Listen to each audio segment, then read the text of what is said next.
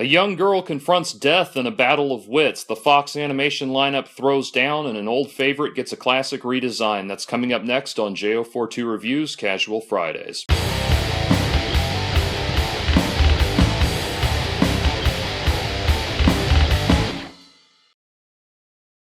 Welcome to JO42 Reviews Casual Fridays, the portion of the program where we take a look at all of the casual games available on various mobile devices with an emphasis on the Apple OS. Let's do this.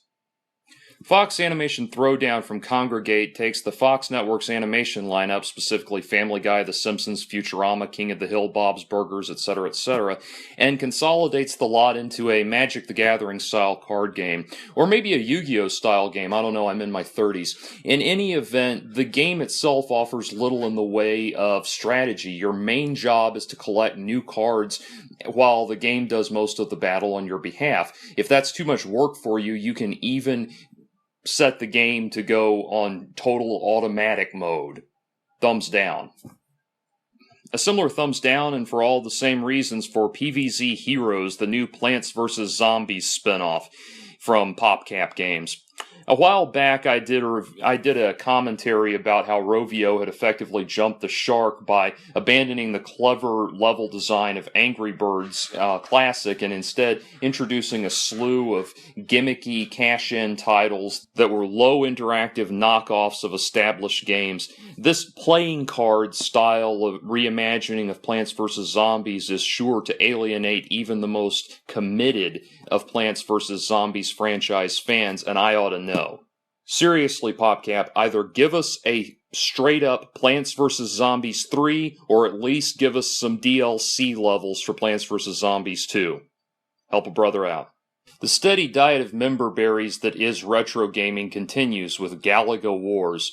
The original Galaga was a favorite of mine from the Atari days, and one that I played endlessly as a kid, thinking that if I scored high enough, I would eventually be summoned to fight in an actual outer space battle a la The Last Starfighter. As such, it's one of those games that I'm always happy to see remade with a modern design. Galaga Wars from Bandai Namco is a gorgeously designed, beautifully presented remake that sadly falls short of the mark completely due to its impossible control scheme. Rather than give us a control pad or maybe make the device sensitive to being tilted, instead we're expected to keep our thumb on the screen and move it around to navigate the ship, effectively blocking the ship and whatever else your finger is covering from view. Remember those loop-de-loop patterns the first couple waves of enemies would get into? Better hope you're not halfway up the screen when they do, because they'll be largely hidden by your guiding digit. If that weren't enough, whenever you're holding down on the screen, the ship is firing. So you just lift your finger off to stop whenever you want, right? Wrong. If you take your finger off, the game pauses. It's either non-stop firing with an obstructed view,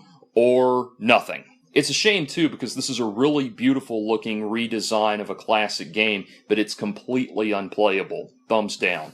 In case you thought I was only giving negative feedback this week, I can say up front that Human Resources Machine from Tomorrow Corporation is one of the most original, funny, fascinating, and intricate puzzle games that I have ever played.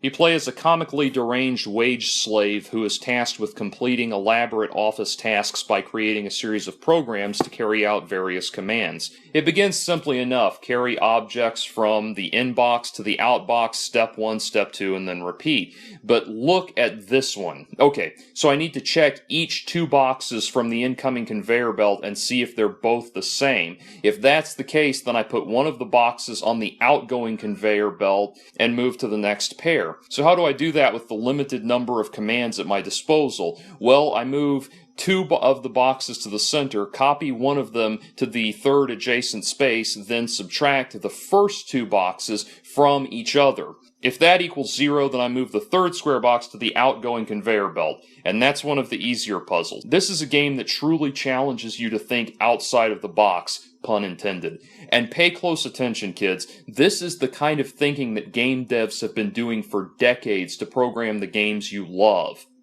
It's like a cross between Diner Dash and C++ programming. Thumbs up. Sarah in Death from Rocco Salvetti tells a haunting, visually stunning story of the recently deceased Sarah as she challenges death to a series of puzzles to win back her soul from the afterlife. The similarity to Ingmar Bergman's The Seventh Seal is obvious and intentional, but Sarah in Death offers a deeper, more intellectual experience. Haunting music reminiscent of Philip Glass underscores a dialogue between the two titular characters that makes the profundity of death into the basis for a series of contemplations on the human condition. An unexpectedly tender rapport and vaguely sincere friendship emerges between the two. The game itself takes the object slider combine objects ethos of Candy Crush Saga or Bejeweled and turns it on its head, taking out the randomness and replacing it with a set of fiendishly intricate and deliberately designed puzzles. The result is a deeply philosophical, gorgeously stark landscape into which an excellent puzzle game is inserted. Thumbs way up. Epic Orchestra from Moby Pixel offers a clever take on the rhythm game motif established by Guitar Hero. I don't usually like these games mainly because as a professional musician, I've had one too many club owners tell me they can't book my band because Thursday night is Guitar Hero night. But Epic Orchestra gives us a fresh perspective and an adorable visual layout. Here the player takes command of conducting a symphony orchestra with a tongue-in-cheek nod to the electrified pizzazz of Guitar Hero and Rock Band. The music, although rendered in a campy MIDI format, covers a surprising range of classical masterpieces, including work by Edvard Grieg, a personal favorite of mine. Thumbs up. I've said it before and I'll say it again, I will never understand why the best casual game company on the market calls itself mediocre. Whatever the case, PinOut tops this week's list and is yet another stunning game from the company that brought us Smash It and Does Not Commute. Last time on Casual Fridays, I reviewed a selection of pinball-based games in the App Store. PinOut easily blows them all out of the water, presenting a world of interconnected pinball boards across a slick Tron-inspired landscape. Set to a hypnotic EDM soundtrack, the player is instantly and gloriously lost in a world of smooth, deliciously satisfying gameplay. The premise is simple enough. Use the various flippers to advance the ball from one table to the next, collecting power-ups that extend the play clock all the while. Most refreshing is that while this is continuous, unbroken gameplay, it is not an endless runner. There are levels, and we are on a very specifically defined journey, just like in Smash It. This is another unique, compulsively playable title from a company that's made innovation its stock and trade. Thumbs up. If you enjoyed this commentary, please help me continue to bring you more content by making a donation to patreon.com/JordanOwen42. Your contribution will help me turn this channel into a hub of libertarian pop culture discussion and current events commentary. Thank you for listening, and as always, please hit the subscribe button if you haven't already.